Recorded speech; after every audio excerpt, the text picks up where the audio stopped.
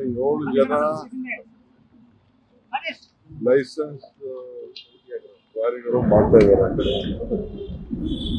ನೋಡಿದ್ರೆ ಆ photograph site ನೋಡಿದ್ರೆ ಸ್ವಲ್ಪ ಎಲ್ಲ ಆಗಿದೆ, ಸ್ಲೈಡ್ ಆಗಿದೆ. ಬೆಳಗಿನ ಜಾವ 7 ಗಂಟೆ ಆಗಿದೆ. 7 ಜನ ಸ್ಪಾಟ್ ಅಲ್ಲಿ ಸತ್ತಿದ್ದಾರೆ. ಮಿಕ್ಕಿದವರು ಇನ್ನು 4 ಜನ 5 ಜನ ಚಿಕಿತ್ಸೆ ಪಡಿತಾರೆ. 5 ಜನ ಚಿಕಿತ್ಸೆ ಪಡಿತಾ ಇದ್ದಾರೆ.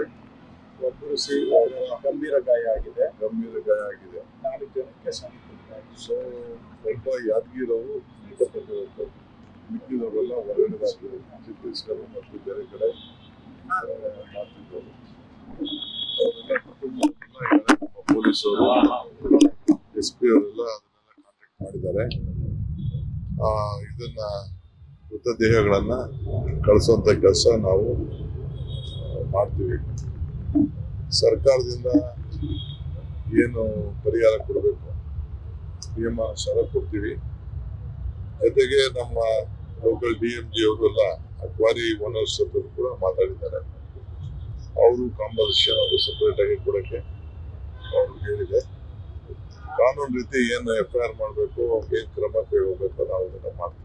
ಸರ್, ಯಾವ ಅಧಿಕಾರಿಗಳ ಮೇಲೆ ಕ್ರಮ ಆಗಿದೆ? ಕ್ವಾರಿ ಮಾಲೀಕ ಅಧಿಕಾರಿಗಳ ಮೇಲೆ ಏನ್ ಮಾಡ್ತೀವಿ ಅದನ್ನ ಮೈನಿಂಗ್ ಪ್ಲಾನ್ ಬಗ್ಗೆ ನಾನು ನಾಳೆನ ಇವತ್ತು ಕರೆದು ಮಾತಾಡ್ತೀನಿ. ನಾನು ಮೈನಿಂಗ್ ಪ್ಲಾನ್ ಯಾವ ರೀತಿ ಇದೆ ಇದಕ್ಕೆ ಅಂತ. ಮೈನಿಂಗ್ ಪ್ಲಾನ್ ಅಲ್ಲೇ ಅವರು ಮುಂದಕ್ಕೆ ಎಲ್ಲಾ ಕ್ವಾರಿಗಳಿಗೂ ನಾವು ಒಂದು ನಿಯಮ ತರಬೇಕಾಗ್ತದೆ.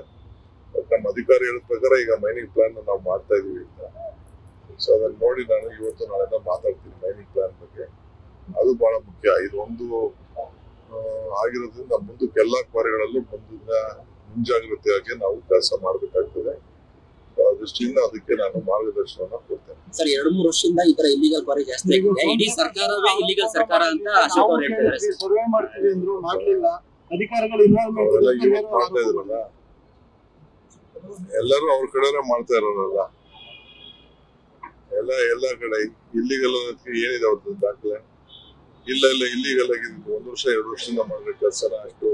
ನೀವು ಕ್ವಾರಿ ಸೈಟ್ಗಳಲ್ಲಿ ನೋಡಿದ್ರಲ್ಲ, 20-30 ವರ್ಷದಿಂದ ಅವರೆಲ್ಲ ಕೆಲಸ ಮಾಡ್ಕೊಂಡು ಬರ್ತಾ ಇದ್ದಾರೆ. ಎಲ್ಲ ಸರ್ಕಾರದಲ್ಲಿ ಕೆಲಸ ಮಾಡ್ತಾರೆ. ಎಲ್ಲ ರಿಪೋರ್ಟ್ ಎಲ್ಲ ತರ್ಸ್ಕೊಳ್ತೀವಿ. ಏನೇನು ವೈಲೇಷನ್ಸ್ ಇದೆ ತಗೊಂಡು ನಾವು ಮಾಡ್ತೀವಿ.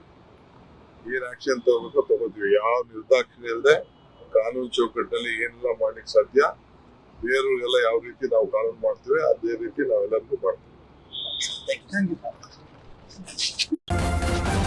ನ್ಯೂಸ್ ಫಸ್ಟ್, ನಿರ್ಭೀತಿಯಿಂದ ನಿಮ್ಮ ಪರವಾಗಿ.